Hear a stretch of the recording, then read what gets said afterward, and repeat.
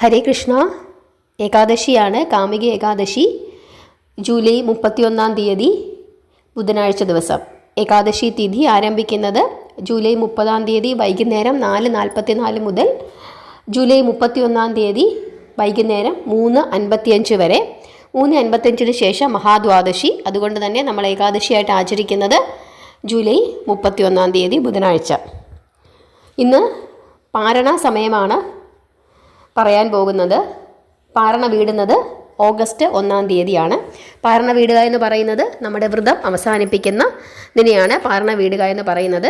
വ്രതം അവസാനിപ്പിക്കുന്നതിന് ഓരോ സ്ഥലങ്ങളിലും സമയവ്യത്യാസമുണ്ട്.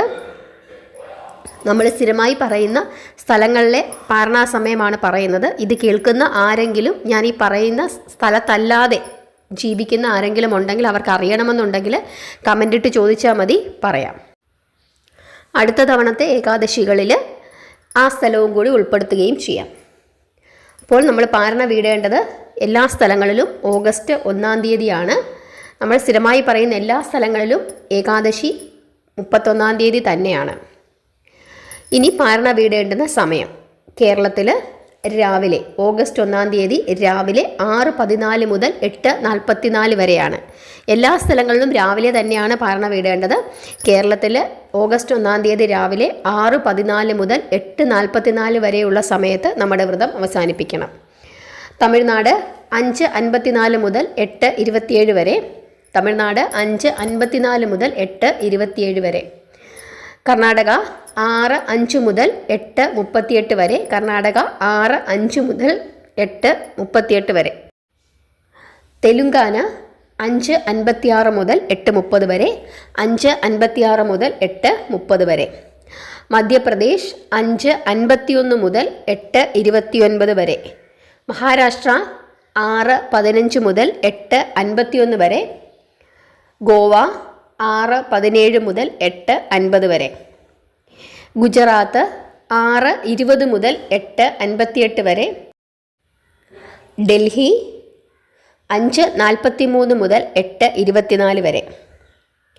ഫരീദാബാദ് ഹരിയാന 5:43 മുതൽ 8:24 വരെ.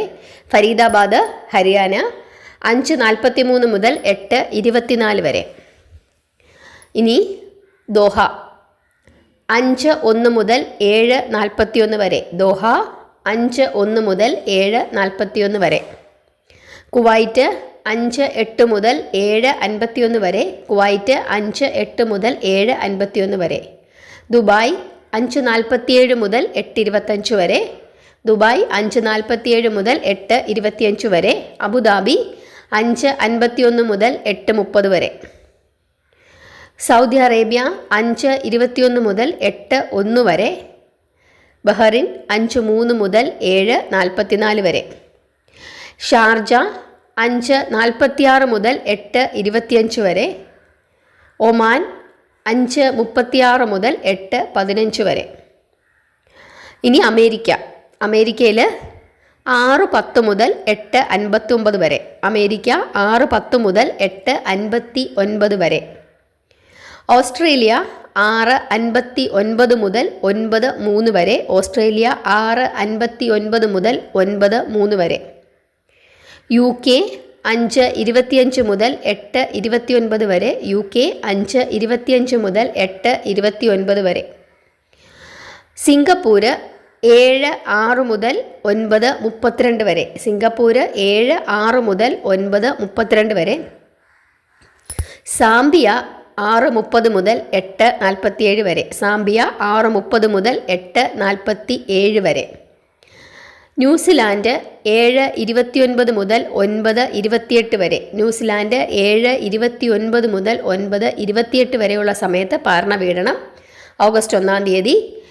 മാലിദ്വീപ്സ് 6:03 മുതൽ 8:31 വരെ. ബ്രിട്ടീഷ് കൊളംബിയ കാനഡ 5:45 മുതൽ 10:47 വരെ. കാനഡ 5:45 മുതൽ 10:47 വരെ. British Columbia Canada. അർമേനിയ 6 മണി മുതൽ 8:51 വരെ. അർമേനിയ 6 മണി മുതൽ 8:51 വരെ. ചൈനയിലെ സമയം ചോദിച്ചിട്ടുണ്ടായിരുന്നു. ചൈന 5:03 മുതൽ 7:59 വരെ, 5:03 മുതൽ 7:59 വരെ. ഇസ്രായേലിലെ സമയവും ചോദിച്ചിട്ടുണ്ട്. ഇസ്രായേൽ 5:55 മുതൽ 8:39 വരെ. ഇസ്രായേൽ 5:55 മുതൽ 8:39 വരെ. അതുപോലെ ജോർദാൻ 5:52 മുതൽ 8:36 വരെ. ഇപ്പോൾ ഏകാദശി പാരണ സമയം ഇതാണ് നമ്മൾ സ്ഥിരമായി പറയുന്ന സ്ഥലങ്ങൾ. ഞാൻ ഏതെങ്കിലും സ്ഥലങ്ങൾ വിട്ടുപോയിട്ടുണ്ടെങ്കിൽ നിങ്ങൾ കമൻ്റ് ഇട്ട് ചോദിക്കൂ, പറയാം. അതുകൂടാതെ പുതുതായ സ്ഥലത്ത് ആരെങ്കിലും താമസിക്കുന്നവർ ഈ വീഡിയോ കാണുന്നുണ്ടെങ്കിൽ അവരും കൂടെ ചോദിച്ചോളൂ, പറയാം. ഈ പാരണ സമയത്ത് വ്രതം അവസാനിപ്പിക്കേണ്ടത് വലിയ അത്യാവശ്യമുള്ള കാര്യമാണ്. ആ സമയത്താണ് നമ്മൾ വ്രതം അവസാനിപ്പിക്കേണ്ടത്. നമ്മൾ എടുക്കുന്ന വ്രതം നിർബന്ധമായി അവസാനിപ്പിക്കണം. ഈ സമയത്ത് അവസാനിപ്പിച്ചാൽ നമ്മുടെ ഏകാദശി വ്രതത്തിന് വലിയ ഫലസിദ്ധിയാണ് ലഭിക്കുന്നത്. ഇനി മറ്റൊരു സമയമുണ്ട്, അതായത് ഹരിവാസര സമയം. ഏകാദശിയിൽ ഭഗവാൻ ശ്രീഹരി വിഷ്ണുവിൻ്റെ സാന്നിധ്യം ഏറ്റവും കൂടുതൽ ഭൂമിയിൽ കാണപ്പെടുന്ന സമയത്തെയാണ് ഹരിവാസര സമയം എന്ന് പറയുന്നത്. ഈ സമയത്ത് നമ്മൾ നടത്തുന്ന ഓരോ പ്രാർത്ഥനയ്ക്കും വഴിപാടുകൾക്കും വലിയ ഫലമാണെന്നാണ് പറയുന്നത്. അങ്ങനെ ഒരു സമയം ഏകാദശിയിലുണ്ട്. ആ സമയം, അതായത് ഏകാദശി തിഥിയുടെ അവസാനത്തെ 15 നാഴികയും മഹാദ്വാദശി തിഥിയുടെ ആദ്യത്തെ 15 നാഴികയും ചേർന്ന് വരുന്ന 30 നാഴിക സമയമാണ് ഹരിവാസര സമയം എന്ന് പറയുന്നത്. ഇത്തവണത്തെ ഹരിവാസര സമയം എന്ന് പറയുന്നത് ജൂലൈ 31 രാവിലെ 10:11 മണി മുതൽ 9:52 വരെ. അതായത് 10:11 മുതൽ 9:52 വരെ. ആ സമയങ്ങൾ നന്നായി ഭഗവാനെ വിളിച്ച് പ്രാർത്ഥിച്ചോളൂ, വ്രതനിഷ്ഠയിൽ ഇരുന്നോളൂ, നാമം ചൊല്ലിക്കോളൂ. ഭഗവാന്റെ അനുഗ്രഹം തീർച്ചയായിട്ടും നമുക്കെല്ലാവർക്കും ഉണ്ടാകും. ദശമി തിഥിയിൽ നമുക്ക് തുളസിയില പറിക്കാം. ഏകാദശി തിഥിയിലും മഹാദ്വാദശി തിഥിയിലും തുളസിയില പറിക്കാൻ പാടില്ല എന്ന് ഒരു ശാസ്ത്രം പറയുന്നുണ്ട്.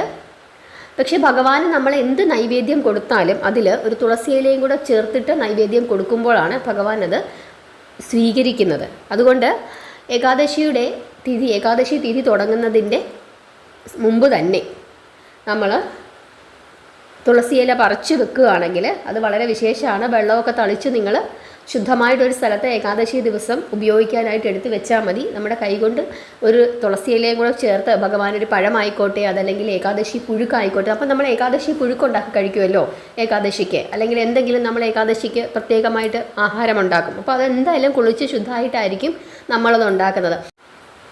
ആ ആഹാരം അതിലൊരു തുളസിയിലയൊക്കെ ചേർത്ത് വിളക്ക് കത്തിച്ച് ഭഗവാന് കൊടുത്ത് പ്രാർത്ഥിച്ചതിന് ശേഷം കഴിക്കുകയാണെങ്കിൽ അതിന് വലിയ ഫലസിദ്ധിയാണ്. നമ്മളിപ്പോൾ വീട്ടിലിരിക്കുന്ന ആളുകളാണ്. ഇപ്പോൾ പുഴുക്ക് ഉച്ചക്കലത്തേക്ക് ഉണ്ടാക്കി നമ്മൾ കഴിക്കുന്നതിന് മുമ്പ് ഭഗവാന് വിളക്ക് കത്തിച്ച് ഭഗവാൻ അത് പുഴുക്ക് വെച്ചിട്ട് ഇപ്പോൾ കുറച്ചെടുത്ത് ഭഗവാന് വെക്കുക. നമ്മുടെ ഈ കൂടുതലുണ്ടെങ്കിൽ അതിനുശേഷം അത് നമ്മുടെ പാത്രത്തിലേക്ക് എല്ലാം കൂടെ ചേർത്തിട്ട് നമുക്ക് കഴിക്കാം. അതല്ല ഓഫീസിൽ പോകുന്നവരാണോ ഉണ്ടാക്കിക്കൊണ്ട് പോകുകയാണെങ്കിൽ രാവിലെ തന്നെ അത് ഉണ്ടാക്കി കുളിച്ച് പ്രാർത്ഥിച്ച് ഭഗവാനൊന്ന് വെച്ച് നിവേദിച്ചതിന് ശേഷം അത് നമുക്ക് ഓഫീസിൽ കൊണ്ടുപോയി കഴിക്കാൻ പറ്റുന്നതുമാണ്. അങ്ങനെ ചെയ്യുന്നത് വളരെ വിശേഷമാണ്. ഏകാദശി പുഴുക്കിൻ്റെ വീഡിയോ ഞാൻ ഇട്ടിട്ടുണ്ട്. ഒരു പുഴുക്കും കൂടെ ഒന്നും കൂടി ഇടാം. നമ്മുടെ രണ്ടാമത്തെ ചാനൽ കൗസ്തുഭം വെജ് ഫുഡ്. എല്ലാവരും ആ ചാനലും കൂടെ ഒന്ന് കാണണം. സബ്സ്ക്രൈബ് ചെയ്യാത്തവരുണ്ടെങ്കിൽ ഈ 2 ചാനലും സബ്സ്ക്രൈബ് ചെയ്യണം. നിങ്ങളുടെ അഭിപ്രായങ്ങളൊക്കെ പറയണം. ഏകാദശി വിഭവങ്ങൾ ഉണ്ടാക്കി ഭഗവാനെ നിവേദിച്ച് കഴിക്കണം. വളരെ വിശേഷമാണ് ഏകാദശി എടുക്കുന്നതും ഇതുപോലുള്ള കാര്യങ്ങളൊക്കെ ചെയ്യുന്നതും. അതുപോലെ തന്നെ നമ്മുടെ രാമായണം സീരീസ് എല്ലാവരും കേൾക്കണം. നിങ്ങളുടെ അഭിപ്രായങ്ങളൊക്കെ പറയണം. എല്ലാവരും നാമം ചൊല്ലുക, പ്രാർത്ഥിക്കുക. ഹരേ കൃഷ്ണ.